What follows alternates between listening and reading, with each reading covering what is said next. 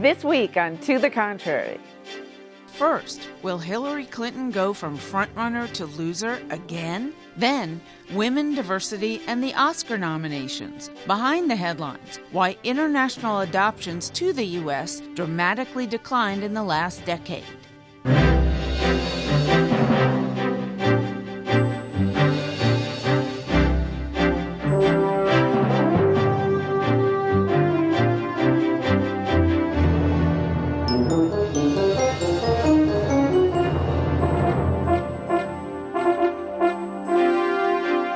I'm Bonnie Urbay. Welcome to the Contrary, a discussion of news and social trends from diverse perspectives. Up first, could this be deja vu all over again?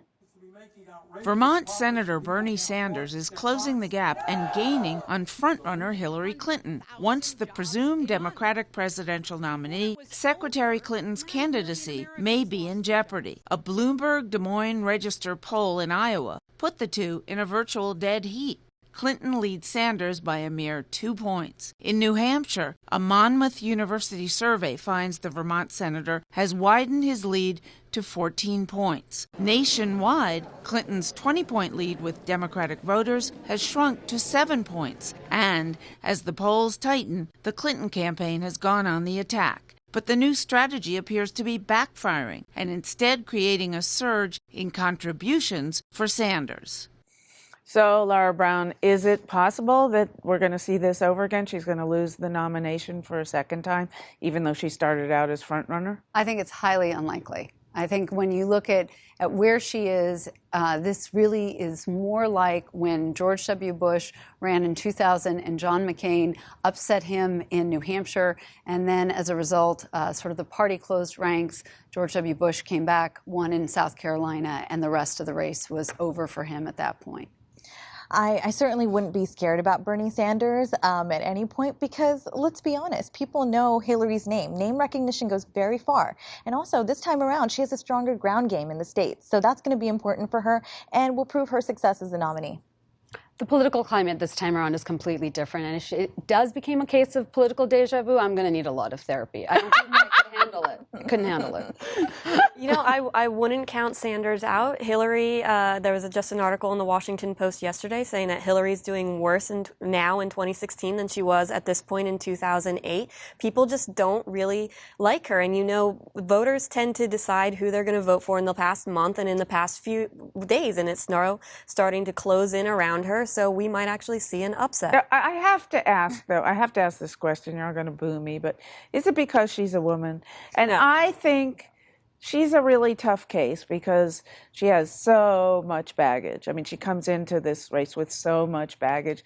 But quite frankly, so did her husband, and it didn't hurt him. I mean, he still won twice. Well, but I think that we have to realize that adjudicating some of these issues that we already did for Bill Clinton is very different than adjudicating them for her. And I do think there's a gendered component to this, especially when you're talking about the issues that, you know, Donald Trump has been bringing up with regard to Bill Clinton's, the charges around sexual assault. This really has to do with oftentimes wives and mistresses are often thought more to blame than are the husbands who were just the weak victims to the mistress's charms or the wife's sort of cold shoulder. So I think there is a gendered component to this. I agree with you that there's also a Clinton component to this, whereby the Clintons have been seen with as a couple with a great deal of baggage, and that was part of what sunk her campaign in 2008. I wanted to ask you, because of what you said in response to the open question, Iowa and New Hampshire, has there ever been a nominee who lost both of those and picked up steam later? Not in very, very, very long time. Usually a nominee wins at least one. It's not normal that they usually win both because they are different electorates, but at the same time, it is not something where typically you drop the first two. But, you know, again, you can see when you look back, kind of Ronald Reagan losing New Hampshire, George W. Bush losing New Hampshire. You can look at Clinton, who, in fact, didn't win Iowa because Harkin was running in 92 and Clinton comes in second in New Hampshire. So if you want to compare it, maybe 92 is the one to do it with because he didn't actually win. He was just perceived as the winner. Right. We can do political math all day long, and I appreciate it because that's what we do for a living. But to be honest, let's flip the script on this for a second. I submit to you the American voter is just as simple as saying, you know, they've got the mind that, hey, this is another Clinton. Having Hillary in the White House again is like having Bill in the White House again, just like people aren't catching on to Jeb Bush's candidacy. I think that people are a little worried that, hey, could it be a repeat story? People are ready for some fresh new blood. But isn't it, look, I know people generally are saying no more Bushes and no more Clintons. Right. On the other hand, options? President Bush left office with the country,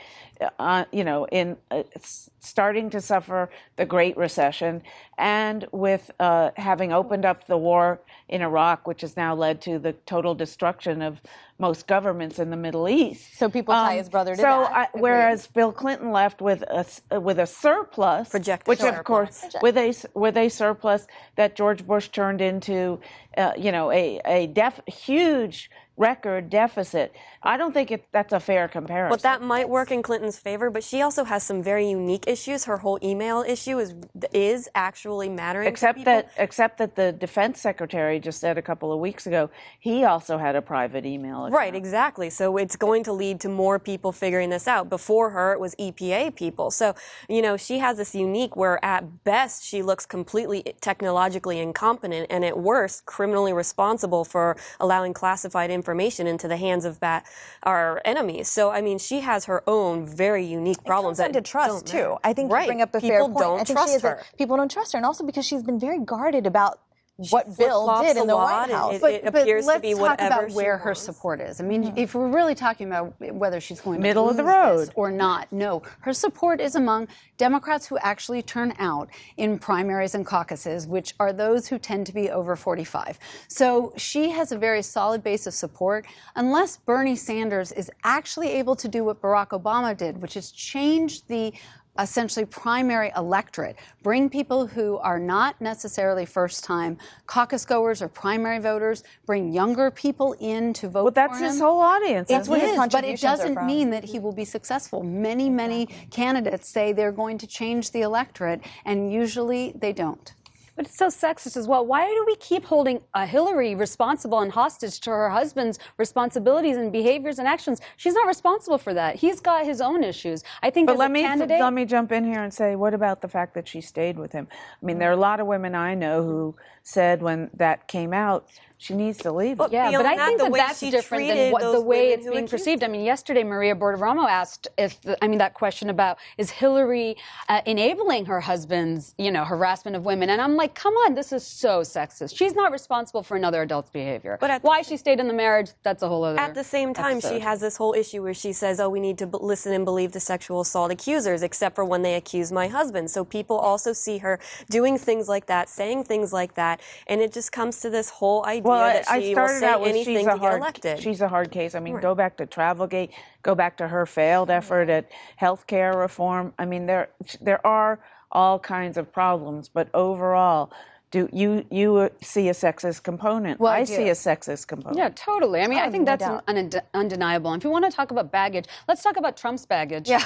he was raping his first wife. She, backtracked on that statement a couple of months ago when the lawyers came out. But I mean, that's terrible. I think if we're going to put her through the ringer, we should do it to people on the other side too. Hillary has been through the ringer. Yeah. Equal opportunity. Equal ranking. opportunity. All right. Let us know what you think. Please follow me on Twitter at Bonnie or Bay or at To the Contrary. From politics to Hollywood. This year's Oscar nominations for Best Director all went to men. None of the films in the Best Picture category were directed by women. It's been 6 years since a woman was nominated for Best Director. That when Catherine Bigelow won the Academy Award for Hurt Locker in 2010. Also out this week was the 18th Celluloid Ceiling Survey from the University of San Diego. It found 9% of the directors of the 250 top-grossing domestic films last year were women. That's up 2% from 2014. And another study finds women made up 19% of off-screen jobs in Hollywood last year. Also, a 2% increase from 2014, but the same as a decade ago. The study reveals that films with at least one female director were more likely to hire women for other positions on the crew. And back to the Oscars for a moment, 3 of the 8 movies nominated for Best Picture this year are about women. And, Rina Shah, women-focused films are typically snubbed during award season, but they're doing better this year. So we have some forward movement, some backward movement. Where's Hollywood going on women? Hollywood's really not going anywhere. And if they are, it's at a snail's pace. Let's be honest, women and minorities are a problem in Hollywood. This problem is twofold. I have to tell you, number one we should look at is who's at the top. Who's at the top here? 94% of chairs and CEOs of these motion picture studios are white and they're male. Okay? And they're old. 92% of senior management is white. That, it tells you there's a color problem. And distribution. Meryl Streep said a few months ago, most of the distributors who choose the movies to be released and which theater they go to are like 10 out of 14. No doubt. Are white men. That's a component of it as well. But number two, it's the major talent agencies as well. And they're not hiring enough minority actors, whether they be women or people of color. So when these two things are at play here, we're not going to see a shift. And it's really sad. It's really sad to see. Well, why? But, I don't get it because unlike Silicon Valley, where you have to go get venture capital and there are lots of money, men in control largely of that money, Hollywood responds to consumer purchasers. Why are women putting up with, why are they going to these movies? Look, I mean, at some level, one of the things I do think we have to acknowledge that we usually don't is that the minute a conversation turns to, quote, women's issues, or it's a chick flick, men pretty much tune out. So part of the problem is that women will go to movies, action movies that are about men, but men will not go to dramas that are about women.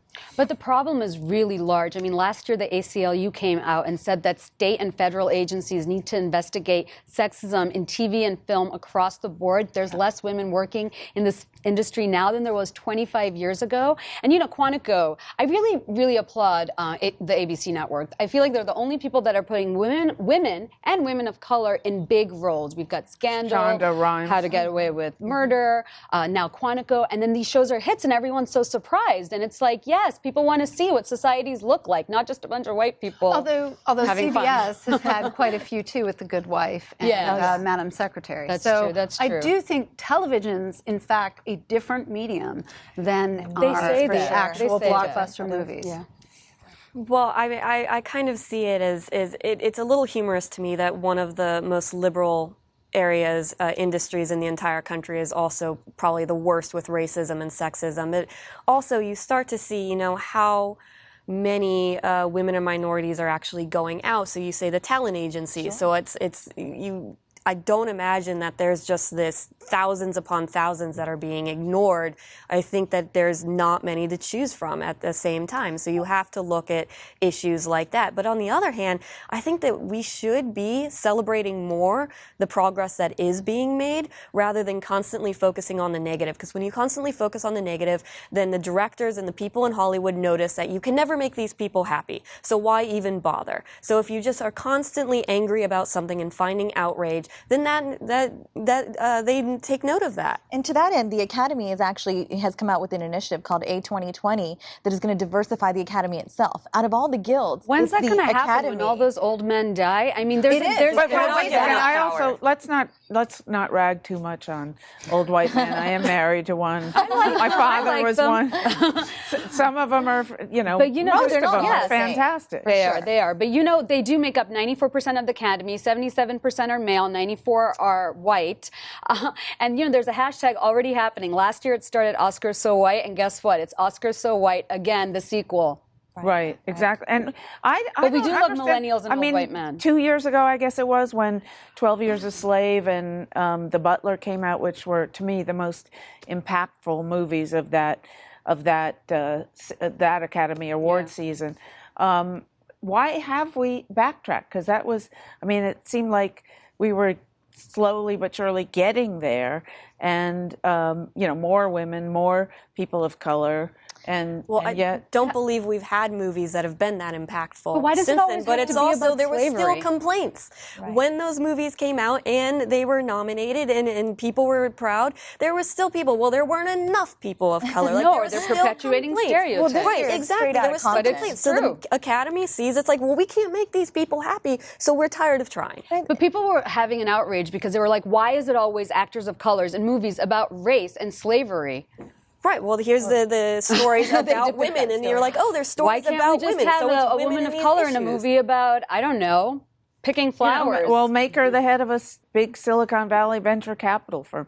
But maybe people won't be as interested in that as they are in a major segment of American history that most Americans certainly had never seen portrayed like that in a movie before. Well, you can even see, right, Catherine Bigelow's, Academy Award nomination on her nomination was on Hurt Locker. Hurt Locker, and her, in fact, wasn't nominated for Zero Dark 30. So those are two movies that are male sort of in their stories, and she was still only recognized for one, not the other. I mean, I think it's pretty powerful when you look at the number of repeat men who are being noticed as best directors. Well, I wonder if, Hollywood, like the TV networks, they still have control, but not as much control as the indie films. I mean, look at Sundance.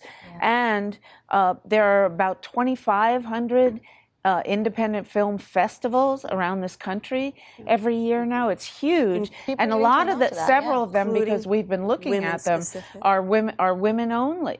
By women, about women's issues. But why are we being kept away from the big budgets? Like, I love what Cate Blanchett said, I think last year when her movie won for Blue. She said, we're not a niche market. Women are the market. Right. And it's like, why do we always have to be relegated to the small arts and crafts table? Well, part of that's true, but several women. She said something important. Patricia Arquette said for Boyhood, when she won her Academy Award for Best Supporting Actress, really, took Hollywood to task. Exactly. And then more recently, Dakota Johnson, daughter of Don Johnson and help me here, Melanie Griffith. Oh, Griffith.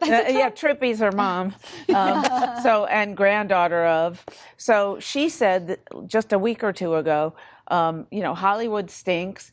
If it were so great for women, my mother and grandmother would be working right now. Why aren't they working? So will these call-outs have any effect? I didn't see much effect from Arquette, and I thought she was terrific. Yeah. I mean, then you had Jennifer Lawrence come out and say, oh, yeah, I took half what the guys took, I just didn't want to push that hard. It wasn't that important. Right. I'm not sure it's going to have an effect because a lot of it has to be with you have to do the pushing, and just coming out and complaining isn't really going to do it. No one wants to listen. But if you actually make, the movies and you make sure that they can't ignore you, then that might be a better. I do think, generally speaking, they see men as talent and they see women as sort of interchangeable. And I think that's part of the problem of how the characters are drawn and how the roles are created and the stories are thought through. And how do you change that? That's a very good point. And how do you change it? Well, I mean, I think the way that changes is to have more women in those sort of behind-the-scenes writing, directing, studio executive roles, because you have to make women more integral to the story, not just the side, arm candy to the man's story. And just from that, you've got to toughen the women up because they know that they're going to be going into this situation that perhaps does not want them there, and you've got to be prepared for that, and you've got to tough it out in order to change the system for others. All right. Behind the headlines, international adoptions. The number of children adopted from other countries to the U.S. has dropped to about a fourth of what it was 10 years ago. International adoption, children coming to the United States, is a very declining market. So back in 2006, 2007, between 20 and 23,000 children would come into the United States from other countries. Last year, in 2014, that number dropped to 6,400, and some people are projecting that in 2015, it will go below 5,000 children. Bill Blackwire is the president and CEO of Bethany Christian Services, a global nonprofit that helps children and families. He says the main reason for the drop is that the U.S. State Department is concerned some adoptions may just be a front for trafficking children. Countries are pressured to reduce the number of children that they have available for international adoption. So countries put in regulations or unprinted regulations that slows down the number of children that will be adopted outside of their country. But Blackwire says the problem is many kids do need to be adopted by loving families in the U.S. The sad thing is that there are many children who have been abandoned who, upon investigation, you cannot find their parents. You have children who are HIV positive, you have older children and sibling groups that will never be adopted in their country. And those are the children that could be adopted into the United States. He argues that rather than restricting adoption, governments should strive to improve the institution. I would like to see governments of countries have a good infrastructure and regulations that would make sure children are not trafficked. But experts agree international adoption is not the best option for most kids. Many nonprofit and governmental organizations are shifting towards a policy of family reunification. To the contrary, we'll be exploring this story in detail in an upcoming documentary. First and foremost, we should look for relatives, kinship. Then we should look at domestic adoption within a country. And then after those have been exhausted, we should then look at international adoption. Again, because we all know children do far better in families than if they're raised in an institution, or when they exit an institution at age 16, 17, they're on their own. And everybody needs to be part of a family. So, Anushay, is it a good thing or a bad thing that international adoptions, mainly from Asia and Africa, excuse me, to the United States and largely to white couples, is on the decline? I think it's really complicated, but I think the fact that the U.S., rise of trafficking in general around the world, and the fact that the U.S. is one of the #1 transit and destination countries, I would have a different answer to this question if I wasn't from Bangladesh, because I have seen so many families struggle, Bangladeshi and American, to adopt. And when I was younger, I'm like, why is this so difficult? These kids need home. Like, we are making it so difficult. And then I find out the amount of child trafficking that happens, and often after disaster areas, and, you know, we're very flood prone. So we need to get a better handle on this situation and system, because definitely a lot of children are falling through the cracks that are victims of trafficking. The corruption of adoption is real. I am surprised this issue is not getting a whole lot more attention, because we learned about this in October from Bill Blackwire, with whom we went to Ethiopia to do a story on orphanages, which will be coming up. But he also told me that 5,000 American children are adopted out overseas. So I'm thinking, what gives What here? is going on? Exactly. And I don't know that there's enough research or data out there to really guide us to an answer on that. But Mr. Blackwire makes a good point about the regulations. These regulations are what bothers me sometimes. On one hand, it's a good thing. We're trying to address sexual trafficking, global sexual trafficking in this age of technology. I mean, it's become a very global business, okay?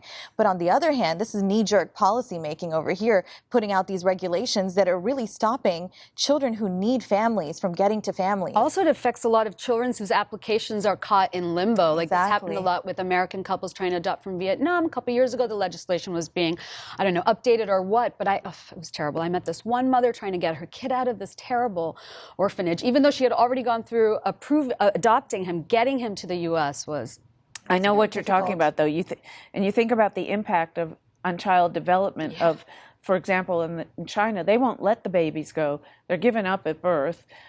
They won't let them go to waiting American or European parents for a year. That means the child spends his or her, mainly her, first year of her life in an orphanage, which is terrible developmentally, because the kids that come out of orphanages don't know how to interact in the real world, and their IQs are lowered by being in orphanages. All the data show that that's a really bad thing when there are people there waiting for them. Right, which is absolutely why everybody on both sides need to get their act together to figure out who are the children that can actually be adopted, who are the children that need to be found, whose parents need to be found, whose parents need to sometimes step up and take care of the child, and how can we do this quicker so that once the child is born, newborn. The process is already done while the mother's pregnant so that they can immediately be transferred over. Maybe not immediately. Well, I'm not right? sure in countries like Bangladesh, you're not the women aren't going to show up until they have the infant which might be a they're problem. Not they're not in any data system. But trying to get through